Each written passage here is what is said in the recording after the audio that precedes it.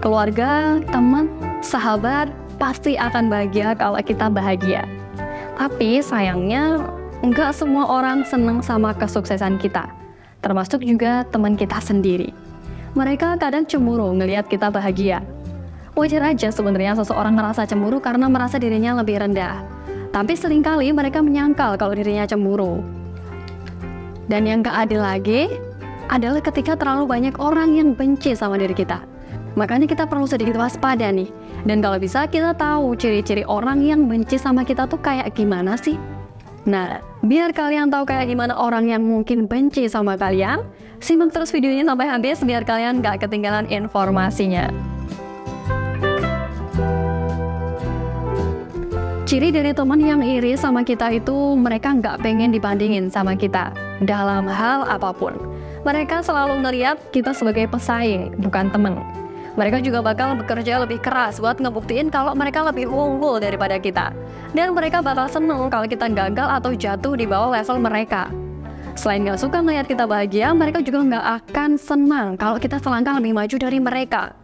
Mereka selalu ngerasa kompetitif sama pencapaian kita. Bahkan dulu gak ada persaingan di antara kita.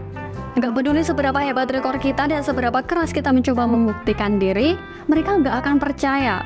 Mereka menyangkal fakta kalau kita jauh lebih baik dari mereka. Mereka bahkan berusaha matain motivasi kita. Mereka bahkan ngejalanin rencana yang kita punya agar kita nggak bisa lebih sukses dari mereka. Pernah nggak sih kamu pas nggak ada angin, nggak ada hujan, tiba-tiba ada yang membencimu tanpa alasan? Kalau kamu pernah ngerasain, mungkin mereka tuh sebenarnya nggak sepenuhnya benci loh, tapi cuma iri aja sama kita. Mereka iri karena kita lebih pintar, lebih menarik, atau lebih sukses dari mereka. Kita nggak perlu nyalahin diri kita karena dibenci sama temen. Padahal kita nggak nyakitin mereka kok. Kebencian seringkali merupakan tanda kelemahan, kecemburuan, dan ketakutan. Mereka membenci kita karena kita ngelakuin apa yang mereka nggak bisa, yang nggak mau mereka lakuin, atau mereka terlalu takut untuk mencoba. Meskipun mungkin teman kita terlihat baik di depan kita, kita juga harus tetap berhati-hati. Karena bisa aja dia membicarakan kita di belakang. Teman yang cemburu sama kita bakal ceritain hal-hal buruk ke orang lain tentang kita, biar kita terlihat buruk di mata orang lain. Teman kayak gini nih juga akan seneng ngasih tahu orang lain tentang aib kita, biar orang lain gak suka sama kita. Teman yang cemburu mungkin aja juga berpura-pura simpati ke kita. Tapi di balik layar, mereka sebenarnya pengen tahu masalah kita. Mereka coba menggali rahasia kita dan bahkan kelemahan kita buat ngebuktiin kalau kita nggak sebaik mereka. Mereka bahkan mungkin pengen tahu tentang hidup kita buat ngegosip sama orang lain. Duh, serem banget ya punya teman yang diam-diam cemburu dan berusaha ngejatuhin kita. Mereka yang mencintai kita selalu menginginkan yang terbaik buat kita kalau kita sedih. Orang-orang yang sayang sama kita pasti mencoba ngehibur kita dan buat kita bahagia lagi. Sedangkan mereka yang gak suka sama kita bakal ngelakuin yang sebaliknya. Mereka bakal kewalahan ngelihat kebahagiaan kita.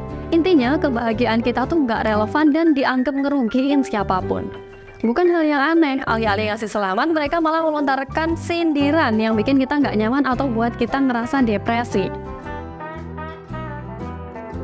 Dari semuanya tadi, tanda ini adalah yang paling berbahaya. Orang yang gak suka sama kita akan selalu berusaha menjegal, bahkan menjatuhkan kita dengan berbagai cara. Kalau memungkinkan, mereka bakal buat seluruh dunia menentang kita. Makanya, kita harus sangat hati-hati sama orang yang kayak gini. Karena mereka mungkin gak akan berhenti sampai mereka melihat kita jatuh. Tiap temen yang kita punya, pasti ada yang suka komen tentang kita. Entah itu pakaian kita, barang kita, atau apapun tentang kita. Tapi kalau orang itu aslinya benci sama kita, dia akan terus komen hal negatif yang intinya bikin kita nggak percaya diri dan bikin kita merasa nyesel udah punya barang itu. Makanya, misal kita minta pendapat sama dia pun malah ngalihin topik pembicaraan. Menebak-nebak perasaan seseorang emang gak gampang. Meski begitu, kita bisa benar-benar tahu apa orang itu mencintai kita atau membenci kita setelah banyak hal yang kita lewatin.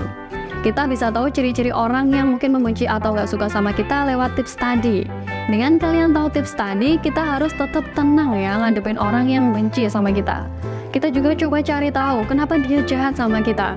Terus coba diingat-ingat lagi, apa kita pernah ngelakuin kesalahan atau ngomong sesuatu yang menyinggung dia? Kalau emang kita punya salah, ya kita harus minta maaf dan berusaha mengakhiri masalahnya.